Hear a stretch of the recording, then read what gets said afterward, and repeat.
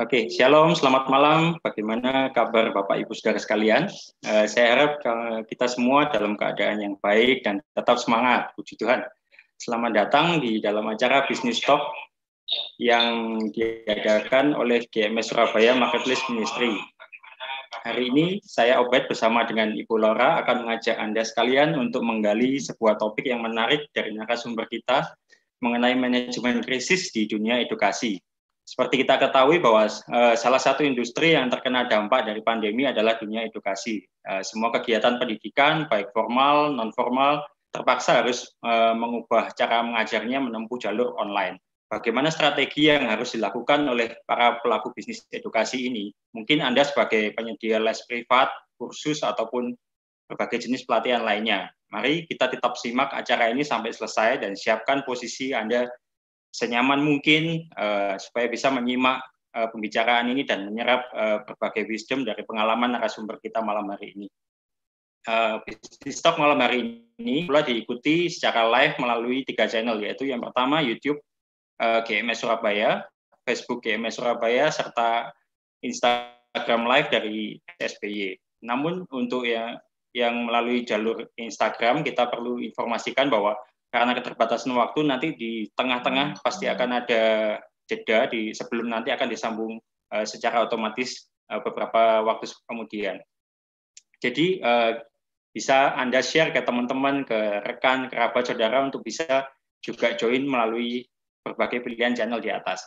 Selama acara ini berlangsung, Anda dapat mengirimkan pertanyaan melalui WA Center yang tertera di belakang layar di nomor 0823 3880 8880 0823 3880 8880. Apabila Anda juga memiliki permohonan doa, bisa juga dikirimkan melalui nomor WA tersebut.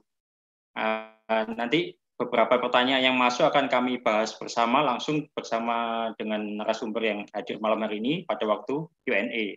Sebelum kita memulai acara ini, kita akan serahkan waktu kepada Pak Heru yang akan memberikan penjelasan mengenai apa itu Business Talk, sekaligus akan memimpin doa untuk mengawali acara ini. Saya persilakan kepada Pak Heru.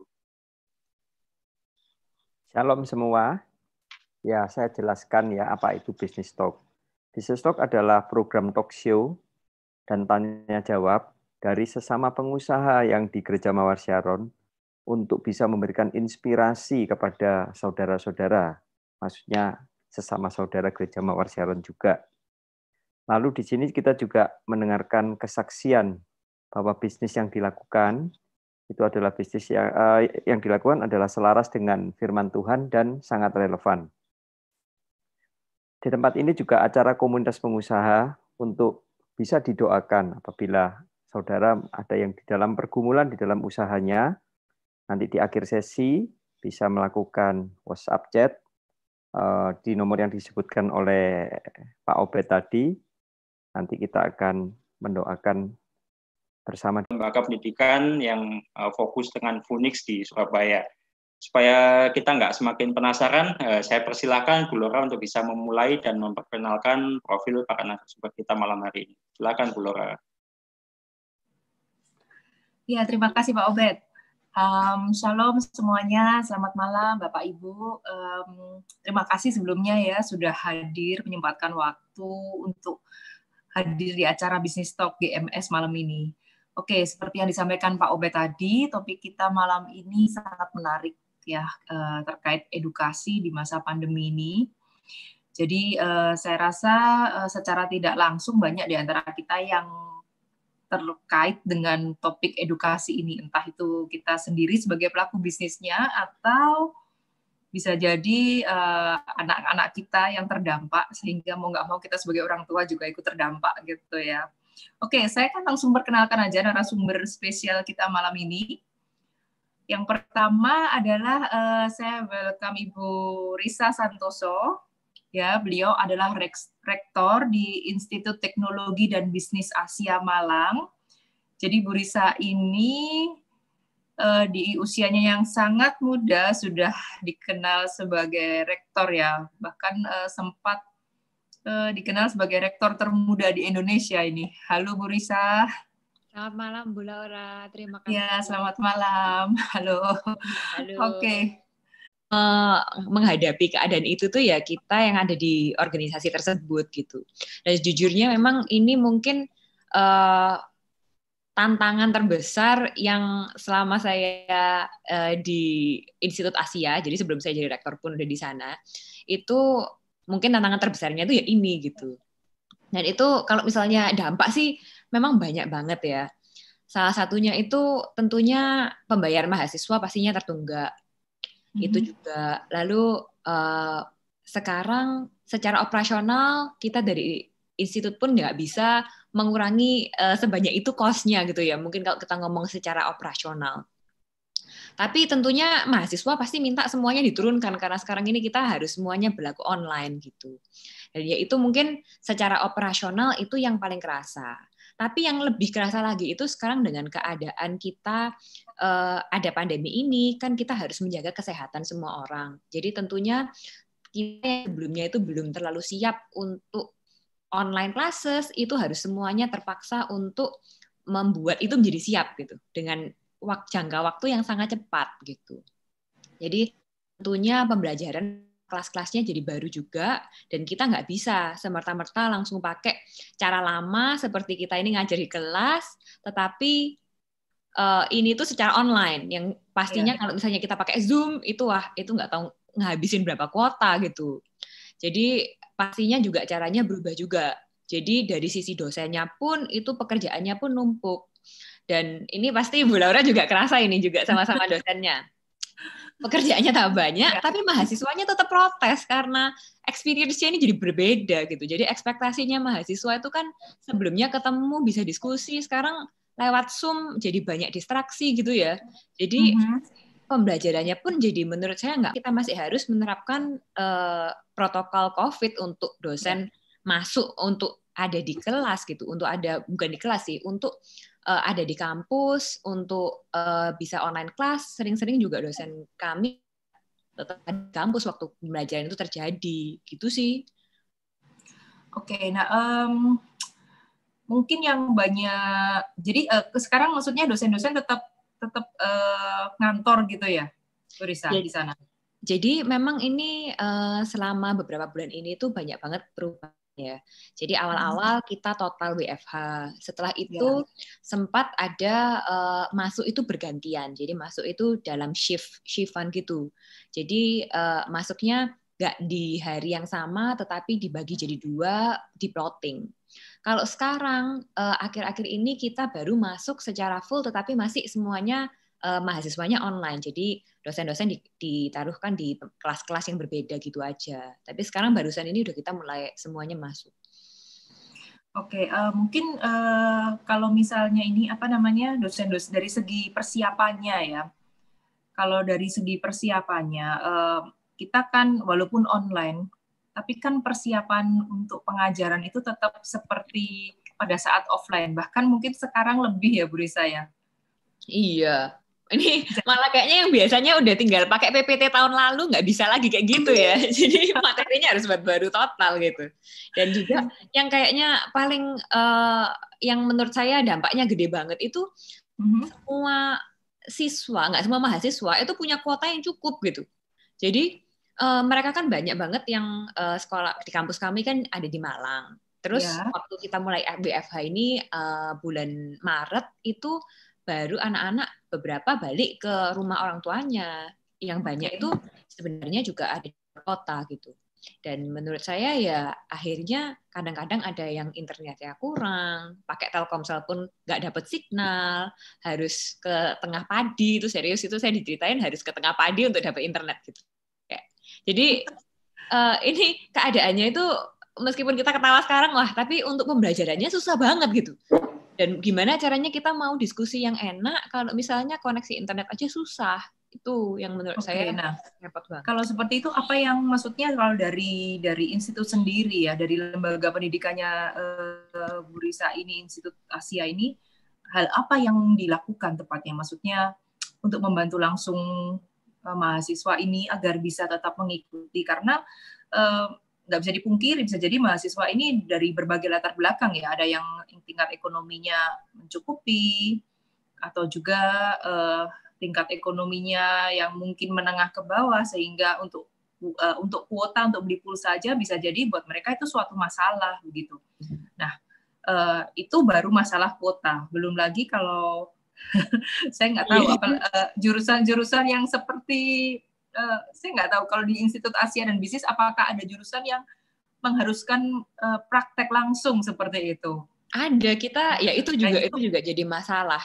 Jadi untuk sistem komputer yang biasanya dealingnya sama jaringan, sama kadang-kadang kita perlu perangkatnya, atau mungkin yang IT pun yang biasanya itu pakai programming, perlu program khusus yang mungkin berbayar, ada di kampus kita ya secara free karena kita komputernya udah diinstalkan. Tetapi buat sekarang mahasiswa yang lagi nggak di kampus, laptopnya sendiri mungkin nggak punya program itu, dan benar banget nih katanya apa yang dikatakan Bu Laura ini, kayak itu menjadi kendala besar banget bagi siswa kita gitu. Nah, jadi kalau dari kampus sendiri terus gimana Ibu itu biasanya? Iya, jadi sebenarnya banyak yang sudah kita lakukan. Salah satunya juga termasuk dari pemberian pulsa. Jadi awal-awal kan ini masih ada shock ya. Jadi pertama kali semuanya mulai online. Jadi waktu awal-awal kita membagikan kuota bagi semua yang mendaftar. Jadi waktu itu kita membagikan kuota ke mahasiswa.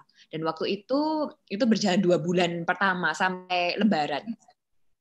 Setelah itu juga ada kita membantu dosen-dosen yang waktu itu sempat harus bekerja dari rumah, akhirnya harus pakai perangkat-perangkat yang mungkin mereka tuh belum siap gitu. Jadi waktu itu kita ada melakukan subsidi juga bagi dosen. Jadi kita membantu mereka untuk upgrading perangkat dan juga buat beli kayak semisal headphone yang mestinya itu nggak mahal sekarang, tetapi sangat diperlukan untuk suara yang jernih dan lain-lain gitu.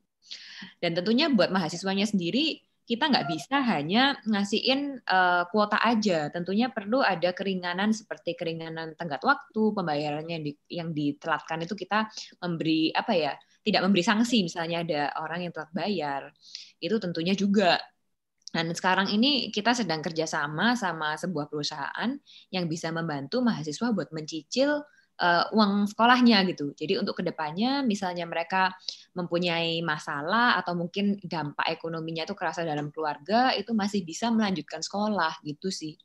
Itu sekarang apa yang kita lakukan, dan menurut aku yang paling penting itu kita itu harus cepat, fokus, dan fleksibel. Dan kenapa kok saya ngomong fast, fokus, dan fleksibel itu gimana kita gerak cepat agar pembelajaran tetap terjadi. Seperti tadi, semuanya dialihkan untuk online. Sekarang kita awal-awal pakai Google Meet, sekarang kita baru beli domain sendiri. Tapi ya mau nggak mau kita harus secepat mungkin itu melakukan sebuah perubahan, sebuah solusi dari problem yang ada agar hal-hal inti seperti pembelajaran itu masih bisa terjadi gitu, meskipun dengan kesusahannya yang internet belum optimal, tapi paling nggak lebih bagus daripada nggak ada ya Bu ya. Bener banget, dan itu ya pelan-pelan harus kita perbaiki gitu. Iya. Apakah ada wacana, maksudnya kalau untuk semester ini apakah semuanya dipastikan online atau masih ada wacana untuk pembelajaran secara offline berarti? Jadi kalau kita kan sekarang lagi liburan semester, untuk semester depan ya, memang wacananya sih kita gini, Bu Laura, untuk kelas-kelas yang teori akan semuanya online, dan untuk yang kelas praktek yang memang perlu, itu mungkin sebagian akan dilaksanakan offline secara bergilir. Tapi itu pun kita juga masih agak bingung ya dengan ketentuan pemerintah, itu sih, asalkan itu boleh aja, kita akan separuhnya hybrid gitu modelnya Bu Laura. Oke, karena ya pasti yang pemerintah juga concern-nya yang utama kan kesehatannya dulu juga ya. Benar banget. Dan ya itu, saya repot juga karena sekarang mahasiswa baru pun yang saya ngerasa pasti teman-teman yang ada di online, les-lesan online atau sekolah yang tidak, yang informal itu pasti yang training gitu ya, itu pasti terdampaknya banget karena sekarang itu orang-orang seperti kebanyakan informasi online dan kebanyakan hal-hal yang free, jadi kayak menurut saya jadi malas untuk melakukan pembelajaran secara online gitu. Oke. Dan itu pun di mahasiswa kita terdampak untuk penerimaan mahasiswa barunya ya.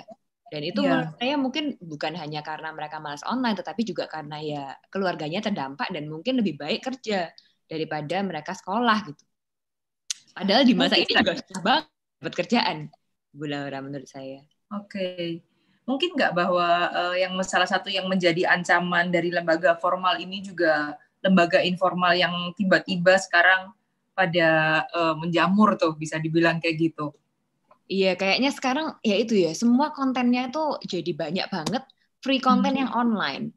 Dan itu ya kalau dari kita, menurut saya jadi sebenarnya membantu. Kalau bagi kami yang dari institut yang 4 tahun yang mempunyai sertifikasi mungkin ya apa ya, jadi bachelor's degree, itu sebenarnya membantu dalam artian bisa kita menjadikan itu resource baru bagi kita. Oke. Yang pastinya terdampak banget itu pasti yang training-training informal yang berbayar sih, karena sekarang banyak banget semua tuh melakukan itu secara free. Mungkin nanti bisa dari Pak Erik bisa cerita atau dari Pak Denny ya. Itu pasti dampaknya besar banget pasti. Oke, nah kalau dari Bu Risa sendiri nih, kedepannya itu harapannya seperti apa sih Bu? Kalau kedepannya untuk gimana, sorry?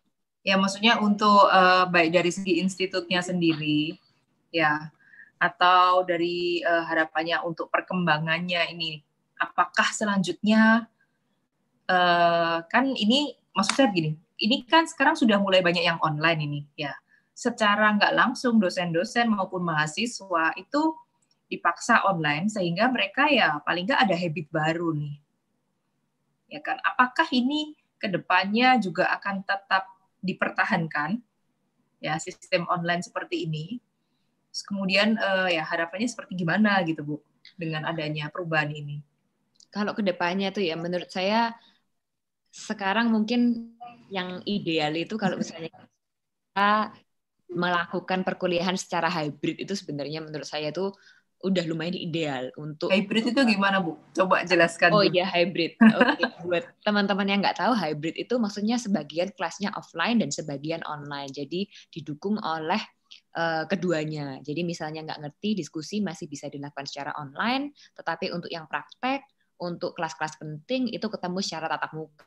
Menurut saya kedepannya meskipun nggak ada pandemi itu model seperti itu bisa diadopsi dan lama-kelamaan pasti akan lebih efektif. Kita nggak hanya harus ketemu doang nih, tetapi mungkin ada project dan nanti bisa didiskusikan secara online. Kalau idealnya ya inginnya seperti itu. Tapi dengan keadaan seperti ini hybrid pun itu agak susah karena kalau misalnya kita berkumpul meskipun kita shifting waktunya itu mungkin bergantian. Kalau untuk sebuah sekolah, untuk institusi itu kan tetap perkumpulan banyak orang. Itu yang sebenarnya kita mau nggak mau ya harus nunggu vaksin dan harus juga nunggu ketentuan dari pemerintah. Kalau dari belum tahu nih Bu, kapan mau offline lagi belum tahu ya Bu ya? Jadi kalau dari kita sendiri sih memang nanti akan semester depan ini kita akan coba untuk gantian online secara hybrid hanya beberapa kelas sih. Jadi minggu lalu, semester lalu kita baru aja selesai sebenarnya semesternya. Itu kita coba untuk melakukan kelas tambahan, jadi opsional bagi mereka yang masih di dalam nggak dari luar kota, mereka mau ada kelas tambahan, kita offer kelas tambahan itu. Ya, tapi untuk semester depan ya berharapnya sudah membaik keadaan ini dan mungkin keadaan kesehatannya juga membaik sih. Itu yang ya kita harus sama-sama berdoa lah biar semuanya ini nggak red zone lagi. Jadi semuanya mungkin bisa paling nggak kuning atau hijau gitu. Kalau misalnya itu sudah, ya harapanku itu satu, dan yang kedua itu mungkin juga kejelasan dari pemerintah. Sebenarnya gimana gitu. Biar kita nggak ganti-ganti ketentuan. Kadang-kadang kan ketentuan dari pemerintah juga nggak sejelas itu. Apakah harus full online, ataukah boleh hybrid, itu sendiri kan kita kayaknya, at least dari saya, itu tidak sejelas itu gitu. Jadi ya mungkin kejelasan itu dan ya keadaan yang membaik aja secara general. Oke, satu pertanyaan lagi Bu nih. Ibu nggak dengan adanya pandemi ini, apakah Bu Risa juga melihat sebenarnya pandemi ini sebagai sebuah peluang baru untuk sebuah market yang baru gitu, Bu? Honestly, aku merasa ini sesuatu yang tadi aku hampir sampein sih. Menurut aku ini itu sebenarnya adalah sebuah keadaan buruk yang menimpa kita, tetapi dampaknya itu ada yang positif gitu. Mungkin bukan peluang baru sih, lebih tepatnya menurut aku inovasi yang terjadi secara online itu kita planning itu sebenarnya mungkin 3-4 tahun dari sekarang, tetapi mau nggak mau terpaksa terjadi dengan sangat cepat gitu. Dan kita mau nggak mau fokus sudah ngeliatin itu gimana caranya biar sebagian bisa online, teknologinya ditingkatin, kita memperbarui jaringan, wifi, internet yang akhirnya itu jadi sangat dipercepat waktunya. Jadi memang ada silver liningnya di situ. Jadi paling tidak nih dengan keadaan yang kita ini mungkin keadaannya semuanya ini masih agak kelam, tapi paling enggak sisi positifnya sekarang jadi jauh lebih maju secara kita meeting pun bisa online kapanpun, itu jadi lebih efektif di situnya gitu. Dan ya tentunya persiapan online kelas itu tadi jauh banget sih. Kalau misalnya nggak ada pandemi ini mungkin 2-3 tahun lagi itu baru bisa, terus 3-4 tahun lagi baru berjalan gitu kan, pasti pelan-pelan. Oke, kalau kuliah full online memungkinkan nggak sih, Bu? Menurut saya itu maksudnya secara izin dari pemerintah kayak gitu juga. Kalau secara izin, jadi ini kita ngomongin teknis sedikit nggak apa-apa ini. Cuman kalau secara izin bisa, cuman memang ada itu Bu Laura, percobaan dulu kalau secara izin ya, itu 5 PJJ, jadi perkuliahan jarak jauh atau online. Lalu setelah, kalau saya nggak salah nih, setelah 3 tahun baru bisa full online. Tapi nggak tahu mungkin dengan Mas Menteri gitu bisa dipercepat begitu ya. Karena dari Mas Menteri kayaknya banyak perubahan ya. Kemarin kurikulum dari SD, SMP, SMA kan sudah dirampingkan sekali. Saya nggak tahu nih kalau yang untuk university apakah juga dirampingkan, tapi ya kemarin kan fokusnya dari SD. Nah mungkin berharapnya sebenarnya ada peluang baru nih dengan adanya pandemi ini, sehingga di universitas dimanapun bisa menjangkau ke seluruh Indonesia gitu maksudnya. Benar, dan ini mungkin ya, online itu yang saya bilang penting itu ekspektasi dari mahasiswa. Waktu mereka go in, kalau mereka tuh ekspektasinya online, kayaknya bisa jauh lebih efektif. Daripada pertama go in itu ekspektasinya adalah offline, tapi akhirnya ketemunya itu harus online gitu.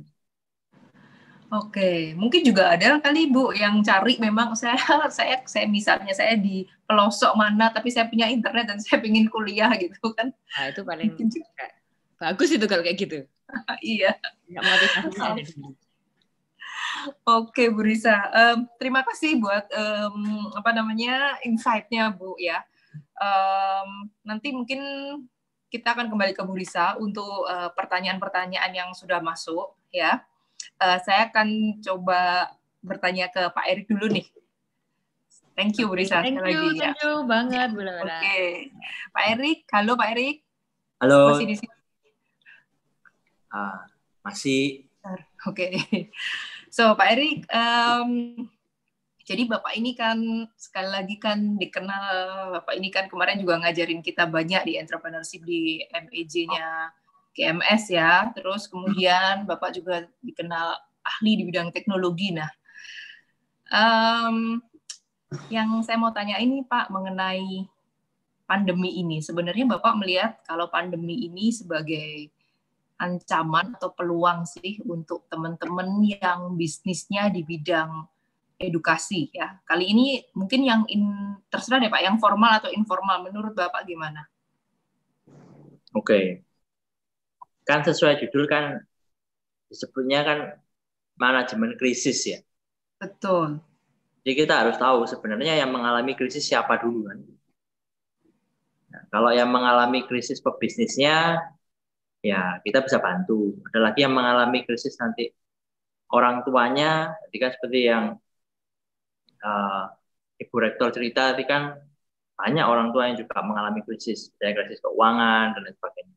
Atau mungkin juga pelajarnya, kita kan nggak tahu pelajar ini usianya kan bisa macam-macam ya. Nah pelajarnya juga punya banyak krisis gitu kan.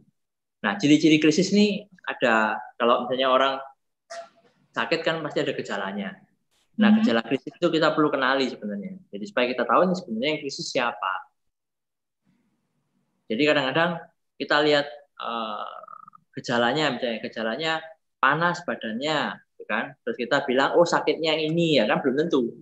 Jadi kadang-kadang kita mesti tahu dulu gejalanya apa, dan kira-kira sakitnya itu apa, di krisisnya apa.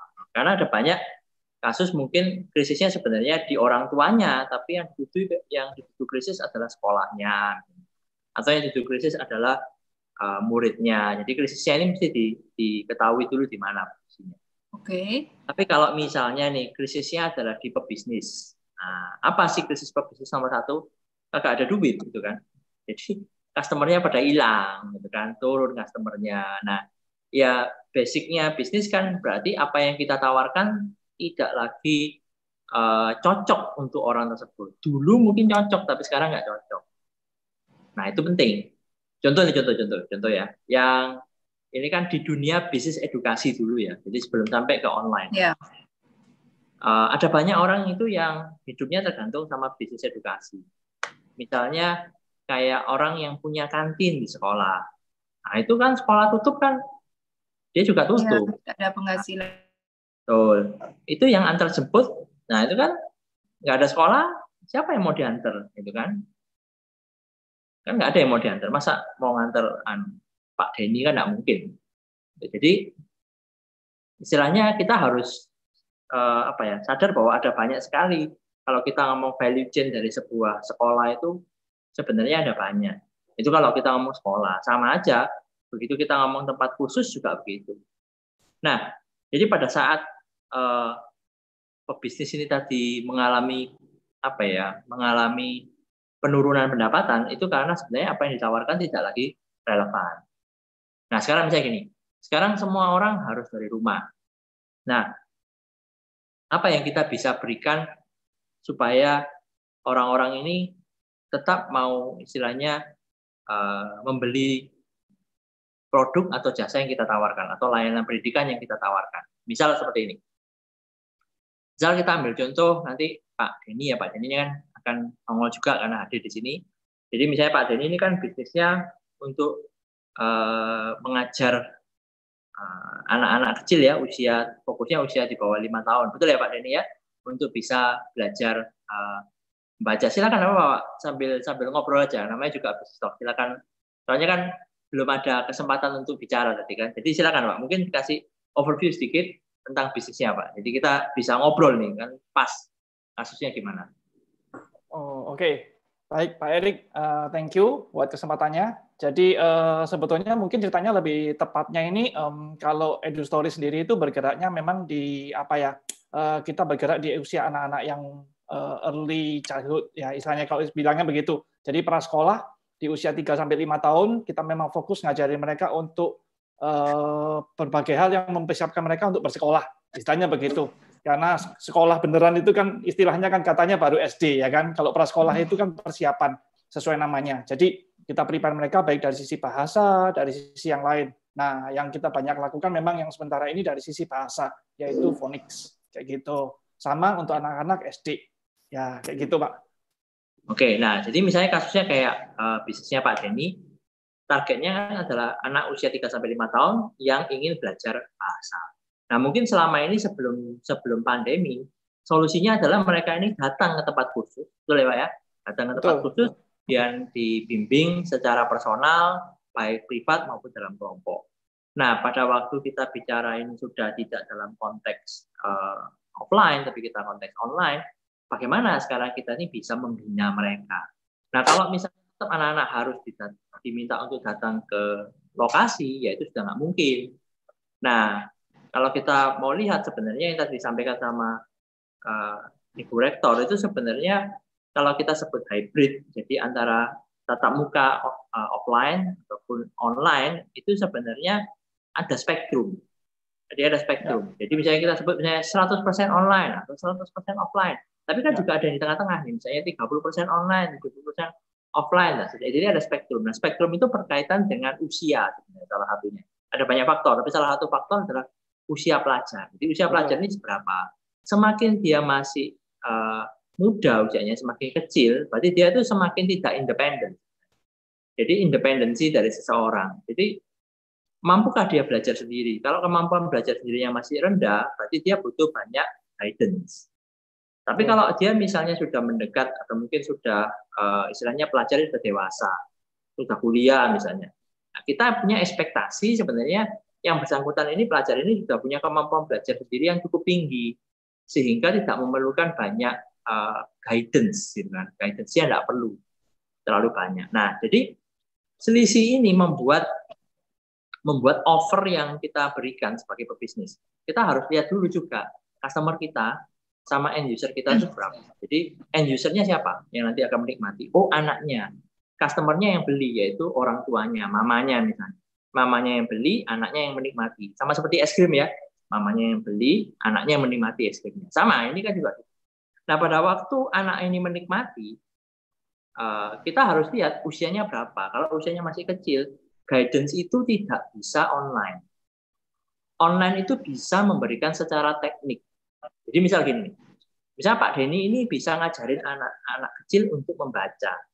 Misalnya anggap saya tidak bisa, ya kan? Maka meskipun saya punya waktu 12 jam sehari untuk ngajarin anak saya membaca, tapi pada dasarnya saya nggak ngerti tekniknya, ya anak saya nggak bisa. Akhirnya terjadi krisis, gitu kan? Anak saya krisis dia, stres dia, gitu kan? Karena papanya ini berusaha maksain, tapi dia nggak bisa. Kenapa? Karena yang salah tekniknya adalah papanya. Nah, tapi di sisi lain mungkin Pak Denny dan tim ini punya tekniknya, namun nggak punya waktunya, kan nggak mungkin kan bisa sepanjang hari nemenin anak saya. Jadi gimana caranya? Nah, melalui pertemuan yang terbatas berarti waktunya, Pak Denny bisa memberikan contoh. Oh, tekniknya seperti ini. Harapannya orang tua ini bisa menyambut teknik tersebut dan kemudian melanjutkan lagi untuk praktis. Nah, memang itu sekali lagi berbeda lagi kalau misalnya kita bicara tentang sebenarnya yang dijual ini apa. Yang kita jual ini apakah knowledge atau skill. Kalau yang kita jual ini sampai levelnya skill, ya mau nggak mau anak tersebut harus latihan. Nah, waktu latihan itu yang diharapkan sebenarnya peran guidance dari orang tua itu banyak bermain. Kenapa? Karena sesuatu yang dilatih itu butuh waktu. Nah, itu hanya bisa dilakukan kalau misalnya orang tuanya sudah ikut terlibat. Gitu ya, Bu Laura ya. Jadi tadi saya berharap saya agak menjawab pertanyaannya, gitu kan? Tapi pada dasarnya kalau misalnya ditanya bagaimana dengan orang-orang yang para pebisnis yang mengalami krisis, gitu kan? Ya, jawabannya kita kembali lagi ke dasarnya. Sebenarnya kita offernya apa? Seperti kasusnya Pak Denny tadi, kalau misalnya yang di-offer adalah pendidikan bahasa untuk anak usia ini, maka ya kita harus kembali fokusnya ke sana. Berarti kita harus menciptakan sebuah penawaran paket yang menarik buat mereka, yang menarik buat orang tua, dan benar-benar berdampak buat anaknya. Dan harus bisa dideliver dengan metode online.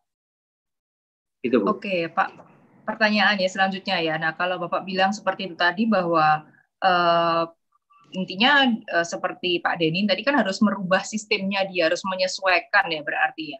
Apakah secara teknologi ini memungkinkan, terutama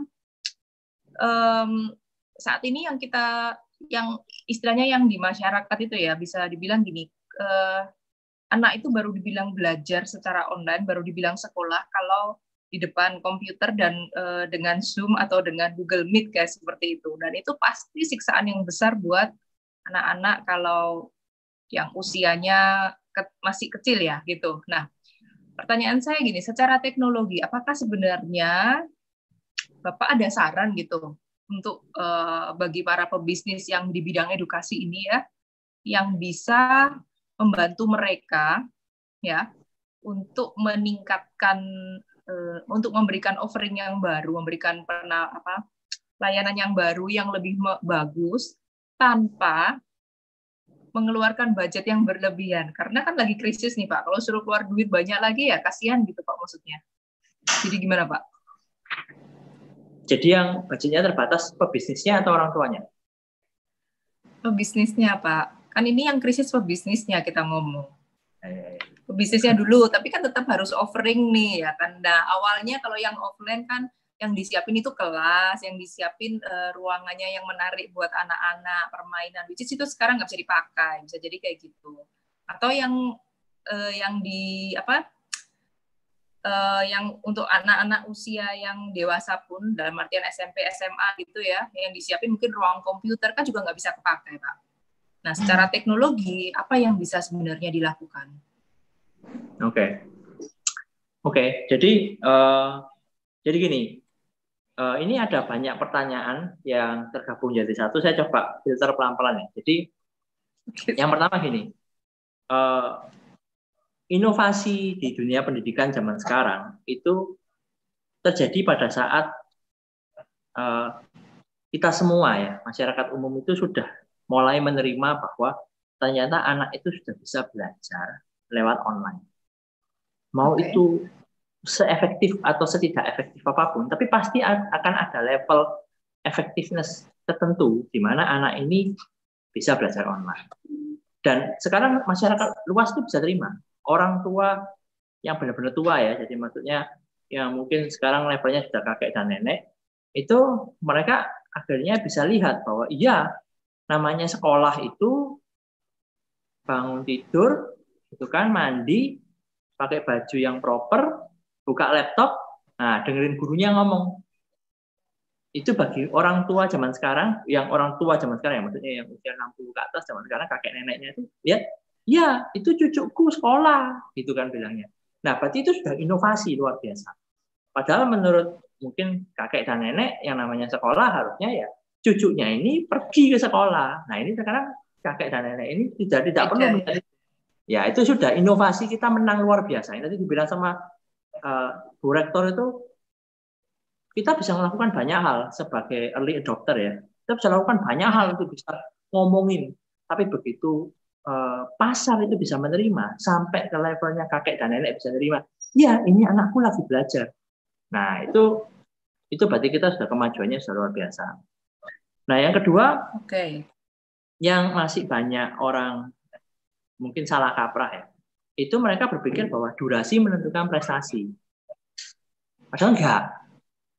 Ya, durasi tidak menentukan prestasi. Kita bisa lama. Berarti berapa lama anak di depan komputer itu nggak menentukan kepintarannya, Pak ya? Apa yang dia pelajari? Iya, sama kan. Kita nonton YouTube gitu kan 2 jam, tapi kan yang ditonton apa dulu. Nah, jadi sebenarnya durasi itu memang perlu ada minimumnya memang. Tapi pada waktu durasi ini ditekan, dipaksakan, nah ini kita kembali lagi, ini mulai bicara tentang psikologi anak. Jadi anak ini punya banyak kebutuhan. Menurut saya, kebutuhan mereka itu tidak hanya kebutuhan akademik ya, secara kognitif, tapi mereka juga punya kebutuhan yang lain. Misalnya kebutuhan sosial. Ya, jadi kemudian kebutuhan pendidikan secara moral. Ya. Misalnya yang paling gampang kebutuhan sosial aja dulu. Kalau mereka di tempat kursus saja, nggak usah ngomong sekolah. Kalau sekolah temannya banyak. Di tempat kursus saja, kalau dia nggak privat, temannya sudah 4 atau 5 paling enggak. Di tempat kursus boleh dong ngobrol sama temannya, boleh. Ada saat ngobrol sama temannya, ada. Coba kalau sekolah online, anaknya ngomong pas waktu Zoom, wah gurunya bisa panik gitu. Jadi semua harus diam, semua harus diam. Nah akibatnya apa? Akibatnya anak-anak ini jadi mulai perlahan-lahan terkikis. Jadi mereka merasa bahwa ya interaksi sosial itu antara butuh dan tidak butuh, karena mereka di training setiap hari dari jam berapa sampai jam berapa bahwa interaksi sosial itu ya cukup seperlunya aja. Kalau benar-benar interaksi sosial mengomentari apa yang dilakukan sama orang lain, itu menjadi sesuatu hal yang buruk karena dianggap mengganggu guru yang sedang belajar. Guru yang sedang mengajar. Nah, padahal anak-anak butuh. Ya, apakah ada solusi untuk itu, Pak? Ada, punya apakah ada solusinya? Ada, punya anak yang banyak. Jadi kalau misalnya saudaranya banyak, ya memang enak kan, masih ada temennya. Nah, bayangkan kalau anaknya cuma 1, gitu kan sedih, kasihan loh. Ya paling enggak ya orang tua. Waktunya sudah nggak ada, Pak. Jadi maksudnya ini masa pandemi ini sudah berjalan, dan kalau anaknya 1 atau bedanya terlalu jauh, jadi mau nggak mau dia harus sendiri. Nah, yang kembali ke pertanyaan saya tadi, Pak. Jadi maksudnya apakah memungkinkan secara teknologi gitu? Apakah ada? Betul, Bu. Jadi belum selesai ngomongnya. Kan pertanyaannya Bu. Iya. Jadi Yang kedua tadi kan saya bahas masalah durasi tadi. Jadi saya kasih contoh deh. Jadi contoh ini ya. Contoh kita ngomong Zoom ya. Zoom itu kan, jadi kalau kita pendidikan itu sebenarnya ada banyak. Zoom ini cuma salah satu hal yang menggantikan proses tatap muka sinkronus. Jadi face to face sinkronus. Pada belajar itu tidak harus face to face dan tidak harus sinkronus. Jadi tidak harus sinkronus itu maksudnya tidak harus gurunya sama yang muridnya ini bisa connect pada saat yang bersama, itu tidak harus sebenarnya untuk belajar. Contoh, guru bisa bikin catatan dong. Nah, catatan itu diserahkan ke anaknya, tidak tahu dalam bentuk apapun, anaknya bisa lihat catatan tersebut, anaknya bisa belajar. Itu sudah mengajar menurut saya. Itu sudah bagian dari pelajaran. Jadi belajar online itu menurut saya kasih analogi gini. Anak itu biasanya kan maunya gini. Mama mau minta makan. Maunya apa? Mamanya ngambil piring, mamanya ngambil nasi, mamanya ngambil lauk, mamanya kasih suapin, anaknya tinggal buka mulut gitu kan? Nah, harusnya kita tuh dibalik. Mama minta makan, kata mamanya, ambil aja sendiri. Jadi anaknya pergi sendiri, ambil piring, ambil nasi, ambil lauk, duduk di meja makan, makan. Nah, sebenarnya proses belajar online itu juga bisa dibikin secara seperti itu. Jadi itu yang disebut tadi saya bilang belajar mandiri. Nah, memang ada spektrum sesuai dengan usia pelajarnya tadi. Tapi kita harapkan kita bisa menggeser pelan-pelan. Jadi kalau anaknya ini masih harus diambilkan semua, ya paling enggak makannya nggak disuapi. Kalau sudah bisa makannya nggak disuapi, suruh ambil lauk sendiri. Kalau bisa nanti suruh ngambil nasi sendiri. Kalau bisa nanti suruh ambil piring sendiri. Kalau bisa nanti suruh cuci piring sendiri. Itu kan perlahan-lahan seperti itu. Nah, jadi proses ini tadi yang kita sebut sebenarnya proses belajar mandiri. Jadi saya anggap contoh misalnya kayak Zoom. Zoom itu kan face to face sinkronus. Saya masih melihat ada banyak guru itu yang modelnya gini. Yuk kita nonton satu video sama-sama gitu kan. Videonya pendek sih, malah cuma 5 menit gitu. Tapi ditonton sama-sama di Zoom. Itu menurut saya itu kekonyolan tingkat tinggi. Lah ngapain kita di Zoom bareng-bareng yang harusnya itu diskusi levelnya. Itu kok jadinya nonton video sama-sama. Nah, kalau nonton video sama-sama, jadinya sebenarnya dibutuhkan adalah sebuah LMS. Nah, yang dibutuhkan ada LMS. LMS itu Learning Management System. Terserah mau pakai apa. Mau pakai Google Classroom boleh, mau pakai Seesaw boleh, mau pakai Edmodo boleh, macam-macam terserah mau pakai apapun. Tapi intinya, dengan Learning Management System, maka materi yang anak ini bisa pelajari, itu bisa ditaruh secara online di tempat tersebut, dan bisa dibaca, bisa dilihat sebelum sesi Zoom. Jadi orang datang ke Zoom itu tidak otak kosong. Jadi mereka sudah pernah lihat. Saya juga menemukan seperti ini. Ada guru misalnya mengajar, setelah mengajar sebuah konsep, kemudian guru ini akan melontarkan sebuah pertanyaan. Bagaimana menurut kalian? Nah, anak itu habis dikasih satu konsep, kemudian ditanyain bagaimana menurut kamu, mereka tuh mikirnya lama. Terus gurunya sadar, oh iya ya, anak-anak perlu mikir ya. Terus dia pause juga. Oke, kalian silakan mikir, saya kasih waktu 2 menit. Hening itu 2 menit Zoom-nya. Nah, karena Zoom hening 2 menit, apa yang dilakukan berikutnya? Gurunya nanya, oke, sekarang saya pilih ya si A, coba jawab apa, si B jawab apa. Jawabannya semuanya adalah I don't know. Nah, kenapa jawabannya I don't know? Karena anak-anak ini tidak dikasih waktu untuk mencerna dan berpikir. Tapi kalau kita menggunakan teknik, salah satu teknik blended itu adalah, jadi hybrid ya, blended learning itu tekniknya adalah flip classroom. Materi diberikan sebelum classroom, itu kan anak-anak diminta untuk berpikir sebelum classroom, sedemikian rupa sehingga pada waktu classroom, itu anak-anak itu tinggal diskusi saja. Bahkan kalau bisa, guru ini bisa melakukan sedikit assessment sebelum classroom, sehingga harapannya guru pun bisa tahu anak-anak ini sebenarnya salah pengertiannya di mana. Nah, dengan cara itu maka sesinya ini, sesi face to face-nya ini bisa sangat amat minim. Pendek sekali tapi efektif. Nah, akibatnya anaknya nggak stres. Karena anak-anak ini, kembali ke psikologi anak tadi, anak itu bisa capek kalau misalnya dia dipaksa untuk online seharian. Kita aja capek. Itu kan? Kita suruh meeting coba 5 jam tes. Nanti kan pasti ada banyak aja alasannya. Itu kan? Padahal anak-anak kita paksa untuk sekolah lebih dari 5 jam sehari, setiap hari. Jadi pasti akan sangat capek. Jadi teknologinya tadi saya sampaikan ya, Bu, face to face tadi Bu Rektor sudah sampaikan ada Google Meet bisa, pakai Zoom bisa. Itu face to face sinkronus. Selain face-to-face sinkronus, harus punya yang namanya LMS. LMS itu Learning Management System. Terserah mau pakai Google Classroom, mau pakai Seesaw, Edmodo, Moodle, terserah ada banyak. Tinggal di-explore aja, rekan-rekan pebisnis mau pakai yang mana. Terus kemudian coba pakai, saya kasih rekomendasi misalnya pakai Edpuzzle. Edpuzzle itu ED-nya education, puzzle kayak kita main puzzle. Nah, Edpuzzle itu kita bisa melakukan yang tadi saya sampaikan, nonton video 5 menit. Nanti pada waktu menit pertama di pause, terus kemudian kita kan di kelas kita mau memberikan pertanyaan terhadap menit pertama. Tadi kenapa ya kancilnya mencuri timun misalnya gitu.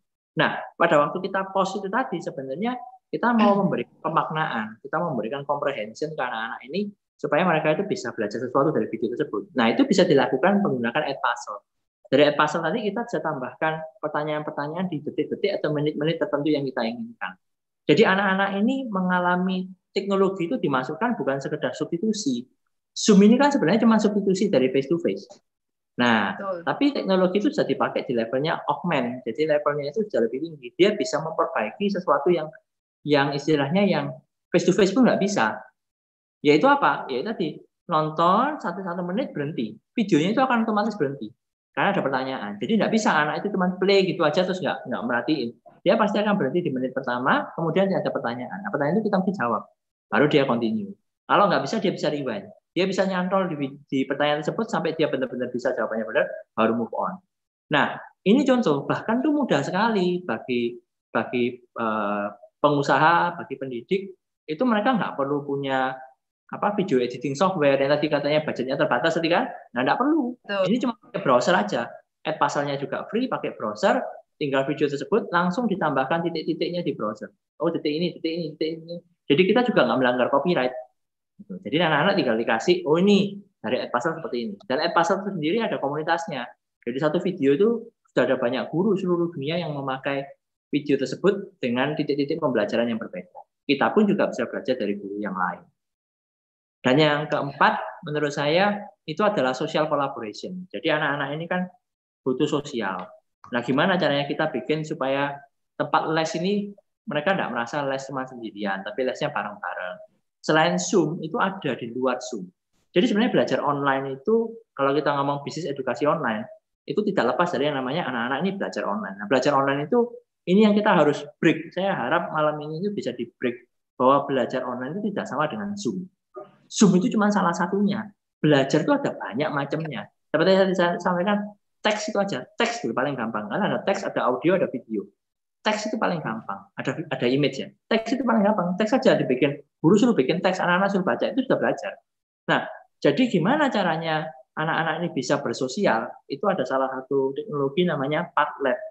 PAD, Padlet, LED. Padlet. Nah, Padlet ini bentuknya kayak Pinterest, kalau yang tahu Pinterest, itu kayak satu social whiteboard.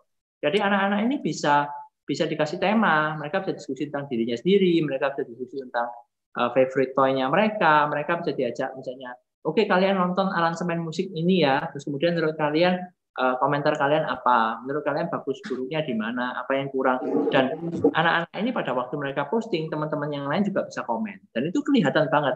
Atau kalau misalnya kita ngomong sekolah ya, kasus sekolah, itu bisa dibikin breakout room. Jadi kayak ini contoh cerita aja, anak saya kelas 6, dia dalam satu kelompok, kemudian sama gurunya, ini bagus sekali menurut saya, itu dibikin breakout room. Breakout room jadi 5 kelompok. Tugasnya masing-masing kelompok adalah gini, kamu diskusi ya, apa perbedaan dan persamaan Singapura dan Malaysia, perbedaan dan persamaan misalnya Vietnam dan Kamboja, dan seterusnya gitu ya. Jadi masing-masing kelompok mungkin isinya 4-5 orang, mereka dulu diskusi persamaan dan perbedaan dari 2 negara. Nah, gurunya kan tidak omnipresent, jadi gurunya nggak bisa pindah-pindah. Yang dilakukan sama gurunya apa? Kalian tulis, selama sesi Zoom nanti kalian tulis hasil diskusi kalian di Padlet. Setelah selesai pun, setelah sesi Zoom-nya selesai, direview sekilas, dikasih guidance, anak-anak dikasih waktu lagi beberapa hari untuk menyelesaikan. Jadi mereka masih bisa diskusi di Padlet masing-masing. Jadi dari situ guru juga bisa lihat big picture-nya sebenarnya anak ini ngapain di dalam breakout room itu tadi. Dan terlepas daripada itu, anak-anak zaman sekarang sudah tidak perlu guru. Anak saya kelas berapa ya? Kelas 4 itu sudah bisa janjian sama teman-temannya untuk bikin Zoom sendiri. Tidak perlu ada yang initiate. Mereka bisa create Zoom sendiri, ngobrol sendiri sama temannya.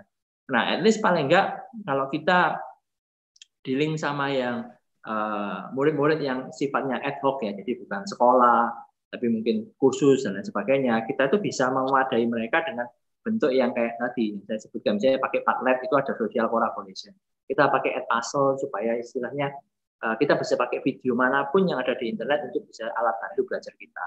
Kemudian kita butuh kayak semacam learning management system, tergantung usianya. Kalau usianya masih di bawah 8 tahun, saya sarankan pakai Seesaw. Kalau sudah di atas 8 tahun mau pakai Google Classroom juga bisa. Jadi ada banyak, Bu. Jadi jangan berpikir bahwa anak-anak belajar itu cuma dari Zoom. Oke, Pak.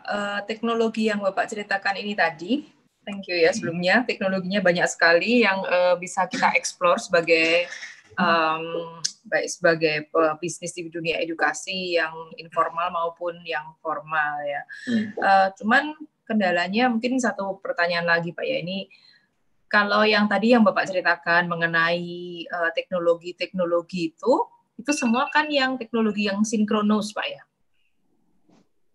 Nah, kalau bagaimana dengan yang tadi kan ada kendala juga tuh bahwa dari krisis ini tercipta intinya karena juga banyak orang tua yang tidak bisa lagi membayar entah itu biaya kursus atau biaya sekolah anaknya.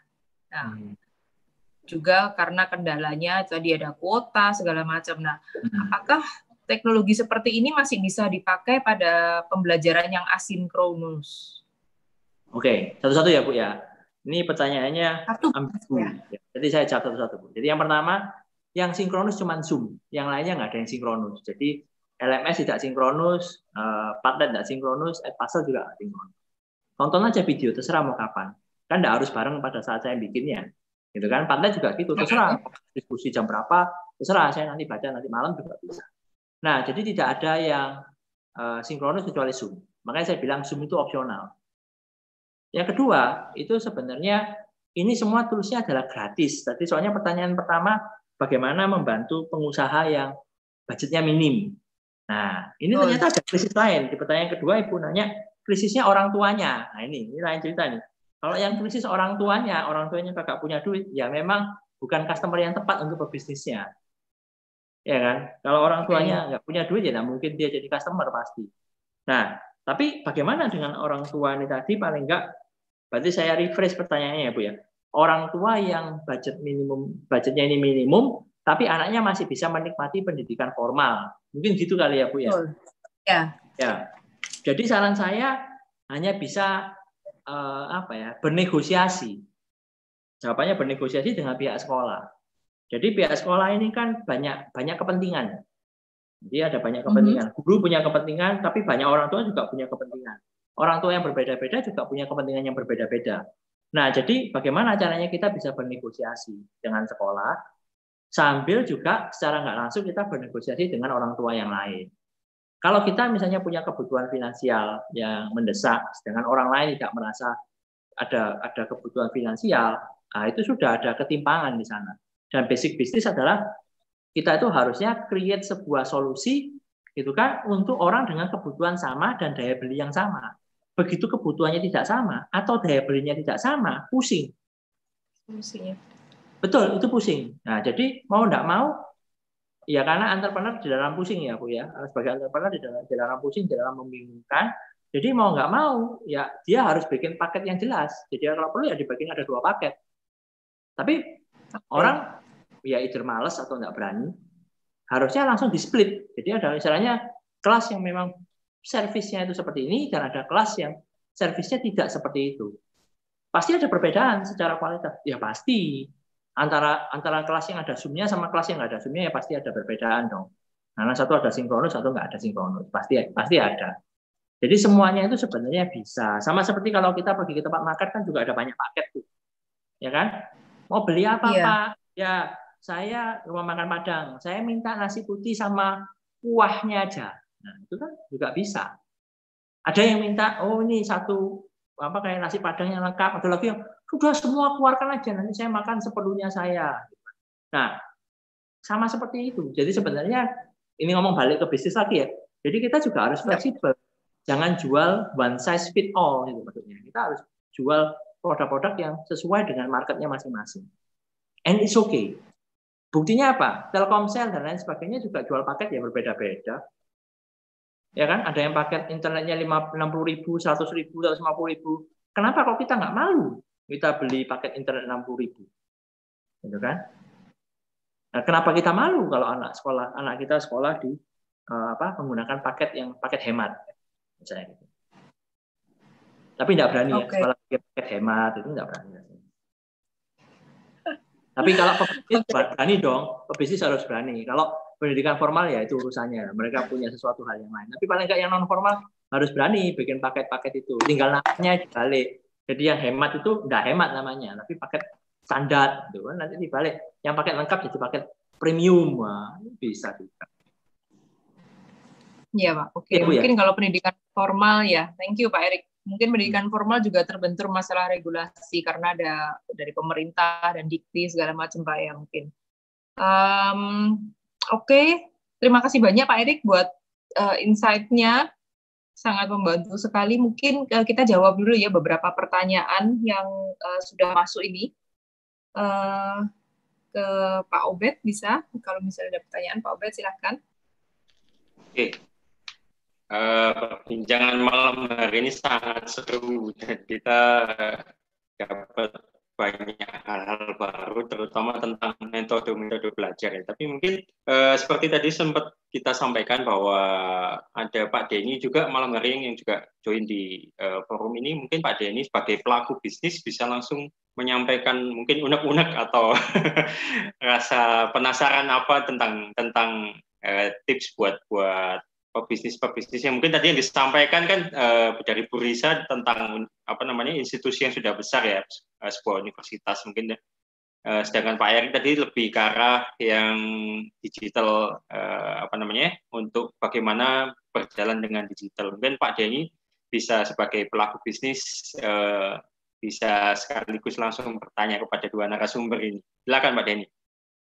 Oke, thank you Pak Obed. Sebetulnya ini saya agak bingung ini nanyanya, karena sebetulnya yang saya notes ke Pak Obed sudah dijawab semua sama Pak Erik. Jadi kayaknya,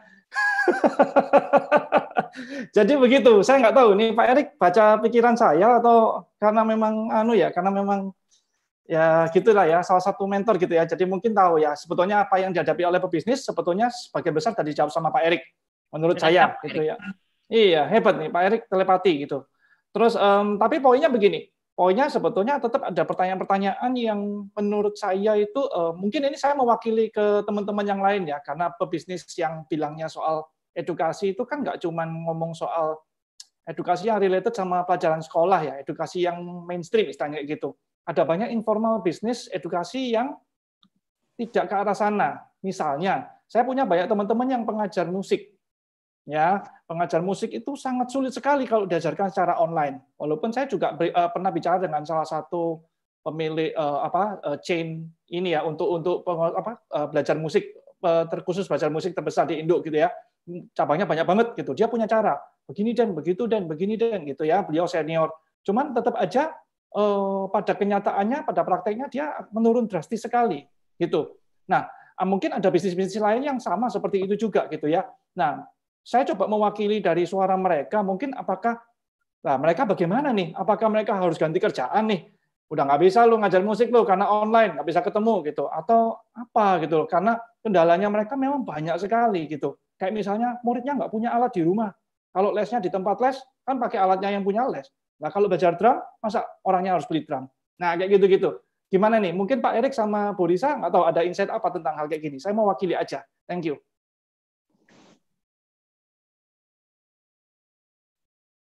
Silakan Bu Risa kalau ada yang mau disebutkan.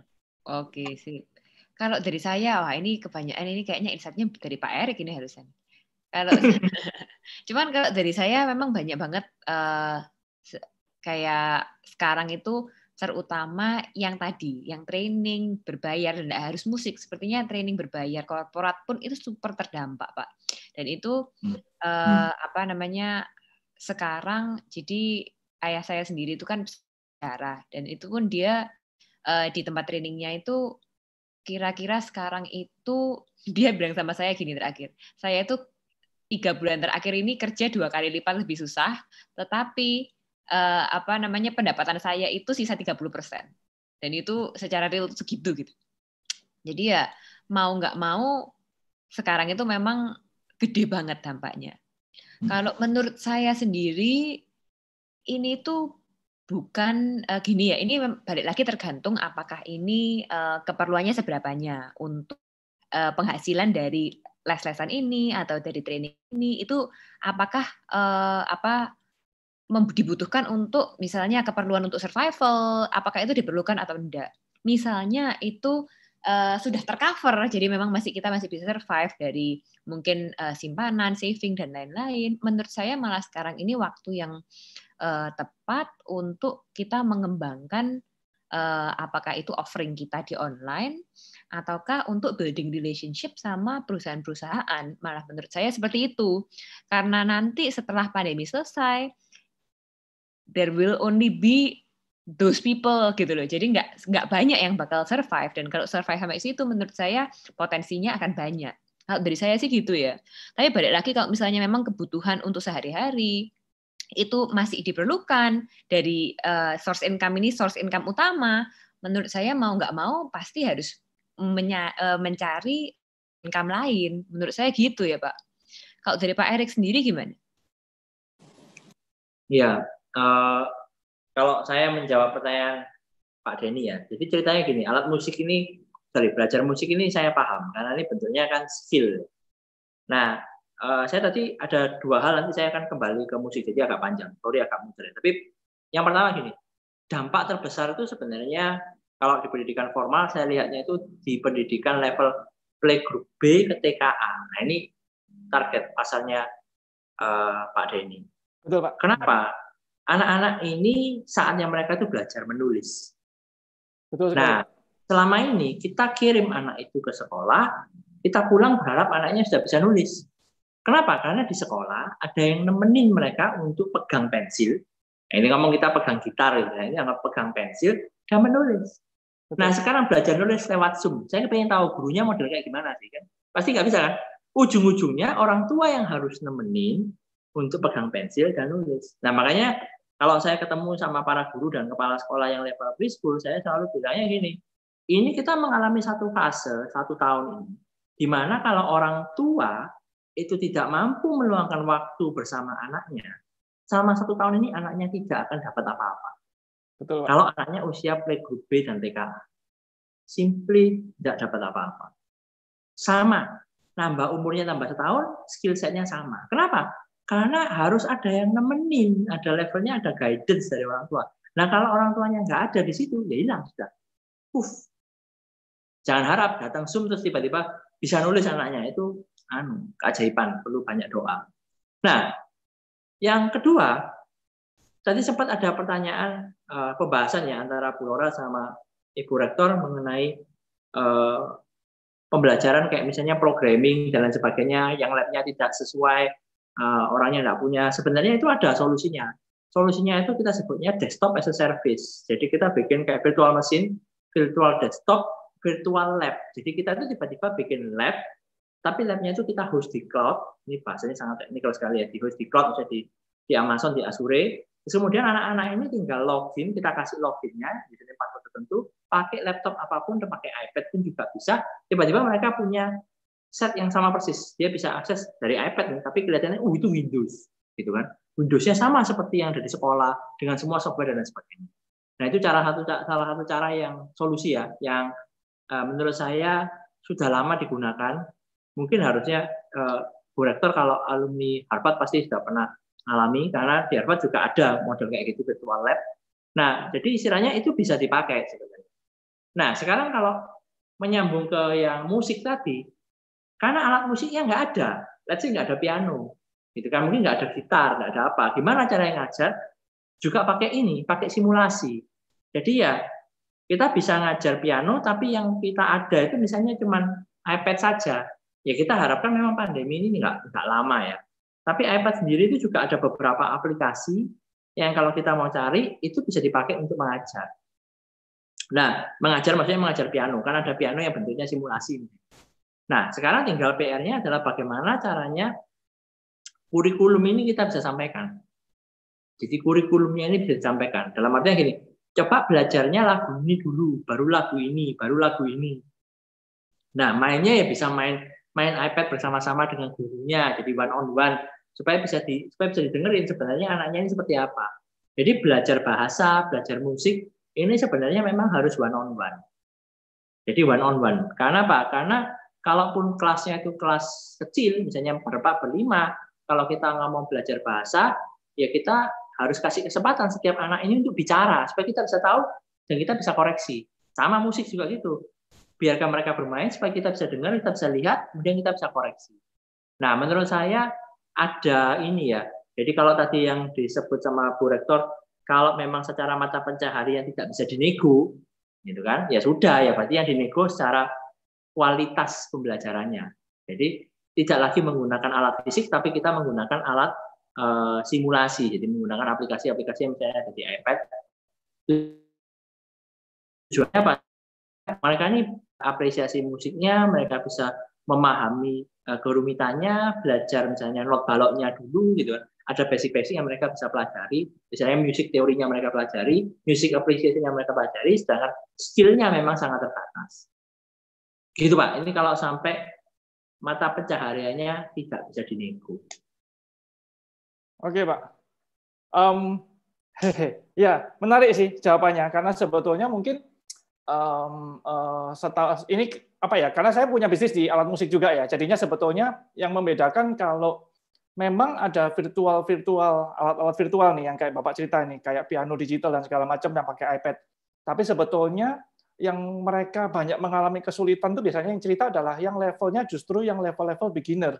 Karena skill. Karena ini ceritanya sama kayak tadi, ngajarin nulis gitu. Kalau ngajarin nulis nggak pegang pensil, ya nggak bisa. Nah, sama, ngajarin main gitar, karena yang diajarkan bukan sense musiknya, tapi yang diajarkan adalah main gitarnya. Jadi level-level orang belajar sebetulnya yang banyak itu yang di level itu. Karena kalau advance, mereka akan biasanya ya buka aja YouTube, buka aja ini, buka internet, mereka dapat. Nah, itu sehingga mereka akhirnya sangat terdampak. Kalau kayak begitu ya gimana Pak? Ya no answer. Ya, gimana Pak? Sama seperti belajar bahasa Mandarin. Jadi kalau orang tuanya nggak bisa bantuin, ya sulit. Kayak tadi kan belajar nulis kan semua orang bisa nulis. Berarti kan semua orang tua sebenarnya bisa, tinggal masalah waktu. Nah, kalau misalnya tidak usah, nanti aja tahun depan. Ya, jadi tapi bisnisnya ya udah ya Pak ya.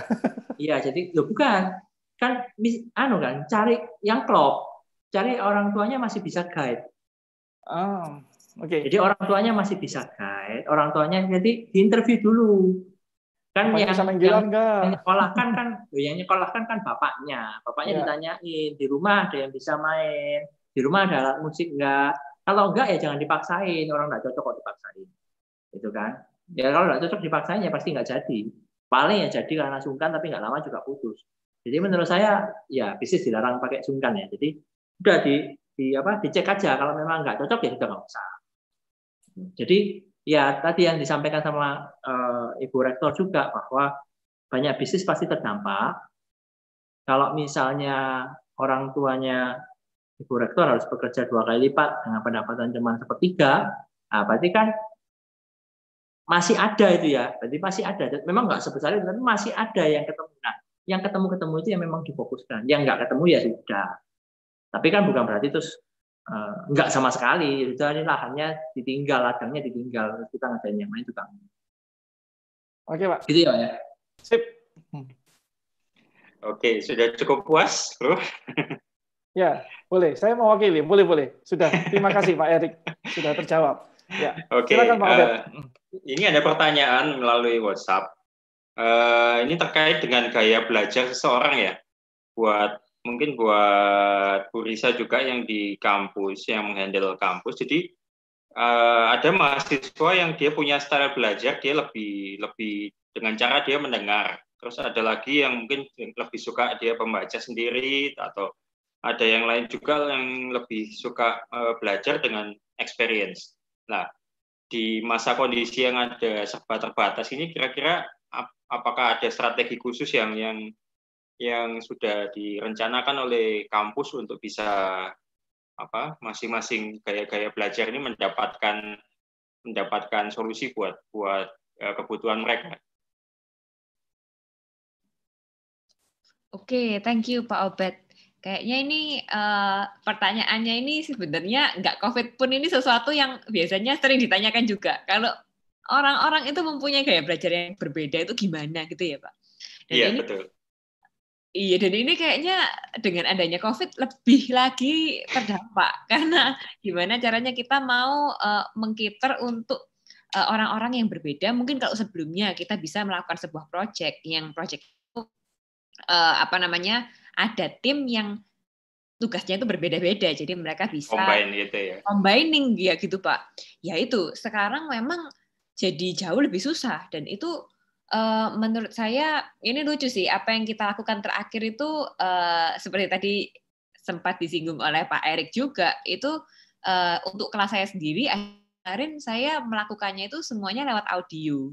Dan kita ini melakukan meetingnya itu over audio dan bukan video karena terbatasnya kuota.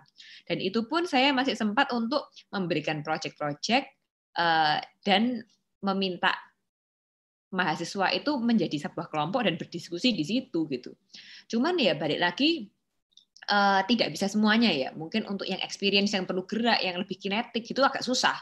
Tapi akhirnya kita mau nggak mau berkompromi di situ. Gimana caranya biar tetap mereka masih bisa diskusi dengan teman-temannya, masih bisa mungkin yang suka membaca masih bisa membaca dan menggunakan teks ya lebih banyak. Kalau misalnya yang mau conversation yang perlu ada teman bicara itu masih bisa juga terlaksana. Tapi ya itu kita sekarang ini banyak experimenting malahan. Experimenting gimana caranya mencoba aplikasi-aplikasi yang lain atau mungkin cara-cara lain untuk membuat learning experience yang lebih baik. Dan ya ini memang kita itu Pak banyak banget kita ini mencoba dan minta feedback mau nggak mau ya. Jadi tanya apakah dengan cara yang baru ini apakah oke atau tidak, apa-apa yang kurang diperbaiki gitu.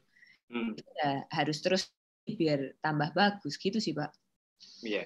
Jadi memang dalam posisi sekarang masih ada semacam trial and error juga ya, Pak. Kita coba dapatkan feedback juga dari siswa gitu ya, Bu ya. Iya, pastinya gitu, Pak. Oke, thank you. Atau mungkin kalau dari Pak Erik sendiri ada hints atau gimana, misalkan tadi kan sempat juga yang Pak Denny sempat tanyakan, misalkan itu untuk institusi-institusi yang lebih kecil kalau mungkin secara kampus atau sekolah mungkin kan mereka sudah memiliki budget yang lebih gede juga ya tentang untuk bisa melakukan uji coba ini tadi pakai mencari cara metode ini, tapi bagaimana untuk yang level-level yang lebih bisnis skala yang lebih kecil Pak? Ya, semakin kecil semakin giat, harus. Jadi kalau nggak punya duit ya berarti tenaga yang dijual, itu aja. Harus lebih kreatif ya Pak. Ya. Jadi kalau ngomong bisnis ya harus ngomong apa adanya. Jadi ya kalau misalnya tadi kan opsinya audio, sebenarnya opsi audio itu sebenarnya opsi yang lebih murah. Cuma memang inconvenient, lebih tidak nyaman. Yeah. Tapi menurut saya audio plus gambar itu baik. Jadi misalnya kita punya apa ya? Kita punya chat room ya, kita punya apalah, kita punya WhatsApp gitu ya, kita punya WhatsApp. Nah itu kita bisa sebenarnya pakai gambar dan juga audio. Tapi saya lebih sering pakai Discord sih. Jadi kalau misalnya kita pakai Discord itu chat untuk gamers ya. Itu sebenarnya sangat amat cocok untuk audio. Jadi audionya dia bentuk kayak zaman dulu kita punya Orari ya. Jadi kalau tahu zamannya Orari, nah itu ini buat usia tertentu nih ya. Kelihatan dari ngomong Orari gitu aja sudah kelihatan. Tapi intinya kita tuh pakai satu frekuensi radio untuk online dan ngobrol bersama-sama. Konsepnya itu gitu. Ngobrol bersama-sama. Nah, jadi kita bisa sebenarnya bikin Discord. Di Discord itu bisa ada teks, bisa ada konten ya. Kalau kita mau bikin knowledge management system bisa. Dan kalau misalnya perlu kita bisa bikin ad hoc conversation. Ya udah yuk kita join voice sebentar. Nah, kita join voice channel, kita ngobrol sebentar ya. Memang yang harus dibahas, kadang kan orang mau ngetik juga bingung mau nanyanya gimana. Terus bentuknya harus timbal balik. Yang nanya sedikit dijawab, jawab. Itu udah sekalian aja.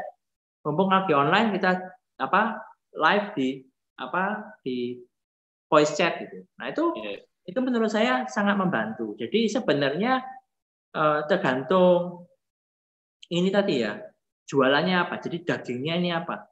Kalau dagingnya ini tepat, orang mau beli, delivery metodenya itu macam-macam.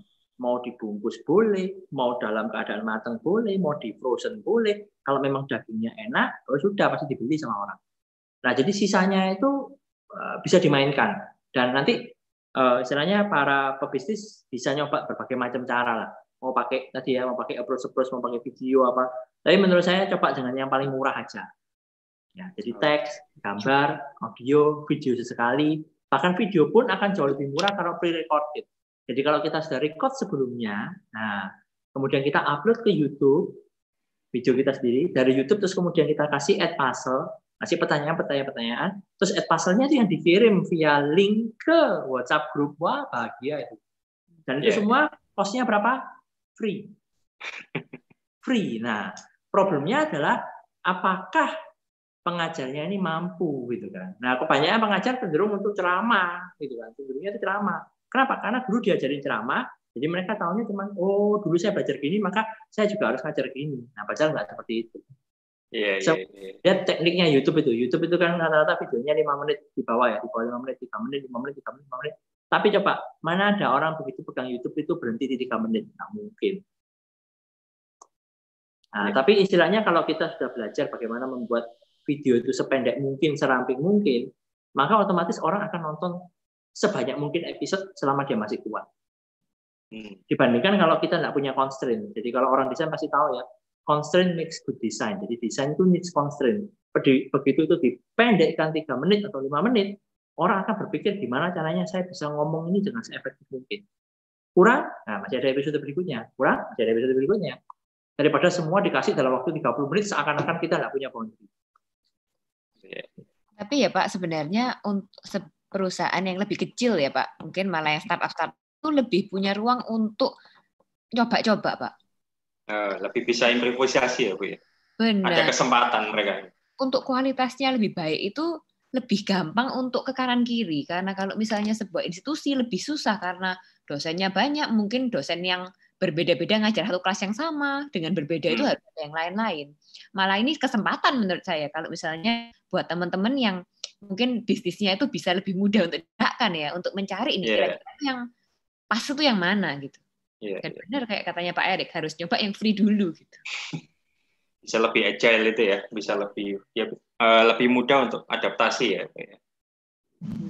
Oke, menarik ini. Cuman waktu kita sudah terbatas, kita sudah hampir pukul 9. Mungkin Bu Laura bisa memberikan beberapa kesimpulan dari hasil pembicaraan kita malam hari ini. Silakan Bu Laura. Oke, terima kasih banyak buat Bu Risa dan Pak Erik, juga Pak Denny, Pak Obed, buat semua inspirasi yang sudah dibagikan ya. Semoga banyak buat yang hadir malam ini juga bisa dapat banyak hal ya. Saya ada beberapa hal sih, ada 5 poin yang tadi saya simpulkan dari pembicaraan kita hari ini. Yang pertama itu yang pasti yang Bu Risa tadi juga sempat bilang ya, bahwa semuanya itu semua dari kita terdampak oleh karena pandemi ini, baik itu dari orang tua, kemudian anak-anak, juga bahkan lembaga edukasi juga terdampak. So mari kita lebih bersabar dan kita tetap cari solusinya gitu ya. Kemudian yang kedua, bahwa belajar online itu nggak sama dengan Zoom. Ya, itu beda sekali. Jadi mungkin buat parents itu dan juga para edukator untuk lebih sadar. So kita perlu lebih berimprovisasi menggunakan flip classroom misalnya. Yang ketiga, teknologi itu sebagai tools, ya, teknologi sebagai tools pembelajaran dan banyak sekali teknologi yang bisa kita explore. Nah, yang keempat, sebagai pebisnis kita mesti lihat marketnya nih, buat produk yang sesuai dengan marketnya tersebut. Jadi jangan kita memaksakan kita punyanya produknya ini, tempat kursus misalnya produknya ini, ya udah marketku harus mau. Enggak, kita lihat marketnya, kebutuhannya apa, so balik lagi itu, dan kita bikin produk yang sesuai. Dan yang terakhir, tadi ada pesan dari Pak Erik, kalau kita dalam krisis, dan kita budgetnya kecil, ya kita harus lebih giat lagi. Ya, kita lebih giat lagi, kita explore lebih banyak lagi, dan jangan lupa juga kita doa lebih banyak lagi. Oke, saya rasa itu aja. Thank you teman-teman semuanya sudah join di sini. Semoga bisa jadi berkat semua yang kita bahas hari ini. Nah, selanjutnya kita akan untuk doa ya penutup, Pak Obed, ya. Kita akan ditutup oleh doa oleh Pak Heru ya. Silakan Pak Heru. Ya, terima kasih untuk narasumber, Bu Rektor, Pak Erik, Bu Laura, Pak Denny, dan Pak Obed ya. Malam ini sungguh luar biasa. Semuanya kita belajar banyak. Mari kita tutup dalam doa. Terima kasih Bapak bahwa malam hari ini setiap kami tahu bahwa memang pandemik ini sungguh-sungguh berdampak Tuhan. Tetapi bagi anak-anak-Mu, pandemik ini bukan masalah, tetapi sebuah tantangan. Tantangan di mana setiap kami harus belajar lagi hal-hal yang baru, khususnya tentang teknologi, khususnya tentang bagaimana berkomunikasi antara pengajar dan muridnya. Terima kasih Tuhan, karena Engkau punya banyak cara Tuhan. Di setiap masa Engkau akan mengajar setiap kami untuk tahu lebih lagi, untuk terus dan terus kami belajar. Malam hari ini Engkau telah bekerja luar biasa, sekiranya insight-insight yang didapatkan dari para narasumber maupun dari pengusaha praktisi langsung bisa membuat setiap kami tahu bagaimana untuk langkah kami selanjutnya. Terima kasih Yesus Kristus karena Engkau telah membimbing setiap kami dan kami berdoa hanya di dalam nama-Mu, Putra yang kudus, yaitu Raja di atas segala raja. Haleluya. Amin. Amin. Thank you Pak Heru. Thank you juga bagi seluruh narasumber yang telah hadir malam hari ini. Pak Erik, Bu Risa, Bu Laura juga, Pak Denny juga. Thank you buat semuanya yang sudah join malam hari ini. Kami berharap bahwa apa yang sudah di-sharingkan bisa membawa dampak bagi bisnis Bapak Ibu Saudara sekalian. Dan kita akan tetap mengadakan acara bisnis talk ini secara reguler, tapi dengan topik-topik yang berbeda. Sampai jumpa di episode selanjutnya. Selamat malam, Tuhan Yesus memberkati.